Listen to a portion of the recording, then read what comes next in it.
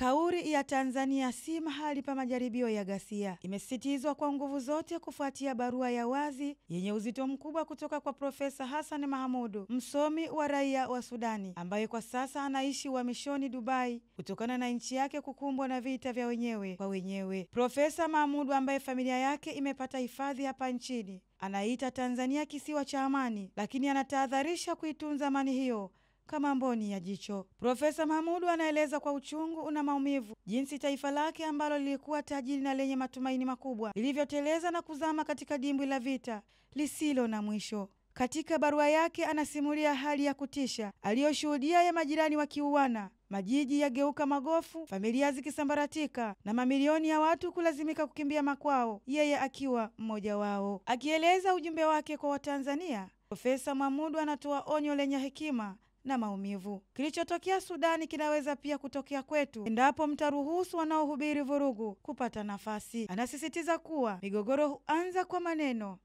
ambayo yanaonekana madogo na yenye kusisimua katika mitandao ya kijamii, lakini huishia kwa vifo, umaskini na uharibifu wa miaka mingi ya maendeleo. Kitisho kutoka kwa wanaharakati wa ughaibuni. Profesa Mahamudu anaitambua Tanzania kama nchi ya pekee isiyo na migawanyiko ya kikabila, kidini wala kiitikadi, na amani ya miongo mingi haipaswi kuchukuliwa kirahisi. Anahimiza kila Mtanzania kukataa kwa nguvu zote wale wanaotumia majukwaa ya siasa au mitandao ya kijamii kuhubiri chuki, fitina na vurugu. Jambo lingine la kutisha wasiwasi na kufichua kwake kuwa ana taarifa za kuaminika kwamba baadhi ya Watanzania walioko nje ya nchi wanalipwa ili kutumia mitandao ya kijamii kueneza chuki na kuhamasisha migawanyiko ya kisiasa. Msomi huyo ameonya kuwa yuko tayari kuwataja hadharani wale wote wanaonufaika na fedha hizo za uchochezi endapo wataendelea kuhatarisha amani ya nchi. Hawa wanaharakati wa ughaibuni hawashambulii viongozi kwa mapenzi ya taifa bali kwa maslahi yao binafsi, akitolea mfano wa maumivu yake ambapo familia yake ilikuwa miongoni mwa wachache walioweza kutoroka Sudani huku mamilioni wakiendelea kuteseka. Si siasa kwa gharama ya amani. Ni kweli kwamba kila taifa lina changamoto zake na Watanzania wanaweza kutamani haki, uwajibikaji na uongozi bora. Hata hivyo, haya yote hayawezi kutafutwa kwa gharama ya amani. Maneno ya Profesa Mahamudu yanatufanya kutafakari. Amani tulionayo haipaswi kuwa chombo cha majaribio ya kisiasa. Ni muhimu wa Tanzania tusikubali kurubuniwa na kelele za nje zisizoona machozi ya watoto wa Sudani waliosalia bila waume wao kwa sababu ya vita vilivyochochewa na maneno ya uchochezi kama yaliyoenezwa sasa nchini Tanzania. Huu ni wakati wa kutafakari kwa kina. Ni wajibu wa kila Mtanzania kulinda misingi ya amani, kutunza urithi wetu wa utulivu na kukataa siasa ya vurugu na chuki. Tuchukue somo kutoka Sudani. Tusubiri kuona moshi kabla ya kugundua thamani ya utulivu tulionao leo. Tanzania inahitaji utulivu wake kuendeleza maendeleo na si majaribio ya ghasia za siasa. Adela Thomas, Kasako Media.